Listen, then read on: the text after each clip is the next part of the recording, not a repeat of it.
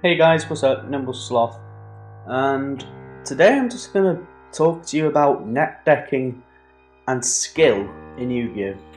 I'm probably just going to start off with talking about net decking, to be honest. So, net decking is a word that's thrown around very, very loosely in the game of Yu-Gi-Oh! You know, you see someone using a deck that just so happens to look exactly like a deck that may have recently topped an ARG or a YCS. And so people assume that this is a net deck. Now, it's becoming very, very hard in the game of Yu-Gi-Oh! To not net deck. Archetypes are a very big thing in Yu-Gi-Oh! Now, and at the end of the day, people just want to be playing the best deck, and archetypes make it hard not to net deck, especially when people are trying to build the best version of that deck. So say if people are playing Fire Fist, the best cards to run in a Fire Fist deck are Bear, Gorilla, Dragon, and Wolfbark. They're your 4 cards that you just want to run at like pretty much 3s of everything if you can. Right? And so you play those 3 creatures, and then you want 3 Tenki, maybe 2 to 3 Tensu, maybe 1 or 2 Gyokos, 2 Tensen. Right, so that's already about 3/4 of the deck right there. Then you may want to add in Mystical Space Typhoons, then your whole trap lineup, which at the end of the day, everyone runs the same traps. It's pretty much a couple of breakthrough skills, D-Prisms or Mirror Force, Torrential Tribute, Compulse, Bottomless, Solemn Warning, and then occasionally 2 wiretaps. So, if you get what I'm kind of getting at here, is every deck at its core is the same. Right? You look at hat tricks. Now hat tricks run the hand engine, which is simply 3 ice hand, 3 fire hand. Pretty much any deck that's using the hands uses 3 of each, if not 2 in the main deck and maybe 1 of each in the sideboard. So with the hat deck, everyone knows that the best number for it is 3 of each. Then same with the trap tricks, you pretty much run 2 or 3 Melio, 2 Diarrhea. I don't even know how to say the name. Diarrhea. Okay? So you pretty much have it there, right? It's 4 or 5 trap trick monsters. Then you've got your artifacts, which you can either run 2 moral attack, or 3 moral attack and a big gale attack, I think the name is. I don't even know how to pronounce it. So you either run 2 or 4. If you run the 2, then you run less ways of blowing them up. If you're running all 4, then you run more ways of getting them out. So pretty much at its core though, if you look at a hat deck, every hat deck is the same. The only difference is what people tech into them. So say some people might run Effect Veilers over Maxis, or Card D over Maxi, or they might like Mirror Force over D-Prism. But they are the only changes you'll ever see in decks these days, are tech cards. And, you know, just because someone runs a different tech card, is it necessarily no longer net decking? No, because at the end of the day, you're looking at someone else's build, and then tweaking it slightly, changing 1 or 2 cards here or there, doesn't mean that you're not net decking or that you are net decking. Because at the end of the day, net decking is copying a deck card for card. But when there's only like a few options that you can make to make a deck different, and people just want to play what wins most of the time. Anyone that plays this game competitively likes to play a deck that will win. So, you know, they'll see, okay, this deck topped here, and then they'll copy it pretty much card for card and make a couple of differences so that they don't get accused of net decking, or so that they, you know, cards that they prefer.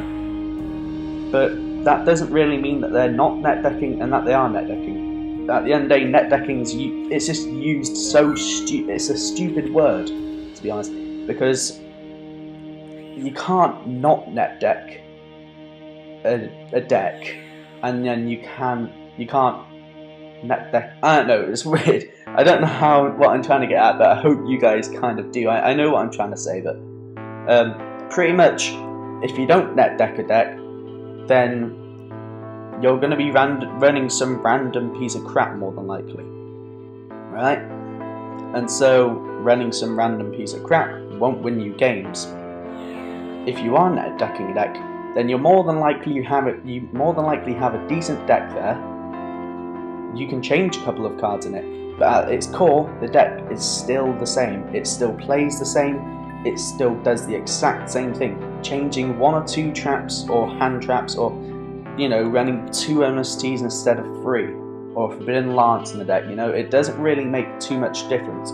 It doesn't change the play style of the deck, and that's what annoys me when people say net decking, because it's impossible not to net deck if you're trying to play competitively. Right? You can make up a deck, go for it, but if you're planning on running the best build of a certain deck, then you'll be more than likely net decking and just changing 1 or 2 cards. But at the end of the day, you're still net decking. But is it net decking if you're just trying to make the best build? Not really. So that's my argument there. Next thing I want to get on is skill. People say that some decks take more skill to play than others. Personally, I just think that's a load of crap, because in my experience, there's only 2 ways of defining evil. There's the right move and there's the wrong move. Now, 99% of the time, there will always be a correct play, right? And so the whole thing of skill simply comes into, sure, you can kind of class skill as your ability to build a deck, but like I said, most people net deck these days, and they only change a couple of cards here and there.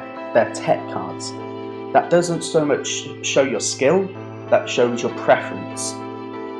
Next thing is your skill in making plays and deciding the plays. That's not so much skill, and actually, no, that isn't skill at all. That's simply using your mind. That's just your thought process. It's your intelligence. That's not your skill. It's not really skilled if you're pulling off a combo. It's just that you know that combo and you think, okay, that's the best thing to do right here. There's always a correct play and there's always a wrong play.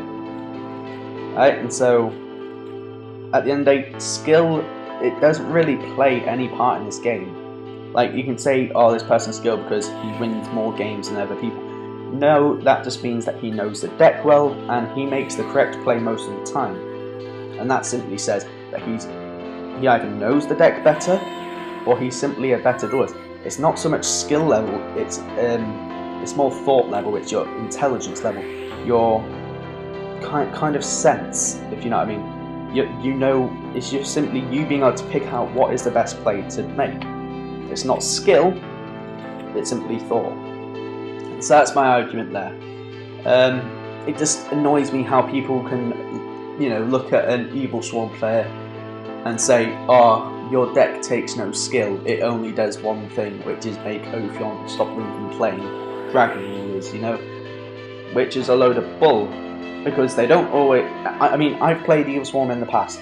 It's a deck that it doesn't take skill, like I've been saying, no deck takes skill to play, it's simply knowing the right play and the wrong play. And so, I've come across matchups like Firefist, which the Evil Swarm Firefist matchup's not great. That's why I never used to run any more than 2 Ophion, because Ophion can be dead. And so if you're not going up against dragons or any kind of synchro deck, then Ophion will more than likely be dead.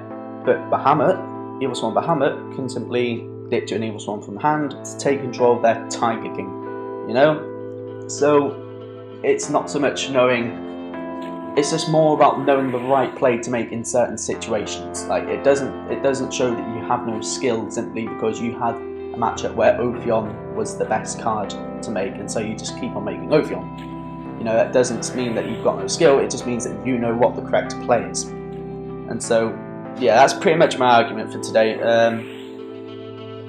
I don't know, it just annoys me at times. So, yeah, I'm just going to stop talking about it now. Expect a video probably on Thursday or Friday. So I don't know what I'm going to put up. You guys, feel free to leave suggestions down below. You've just seen a duel using my Fire Kings. So yeah, see you later, guys.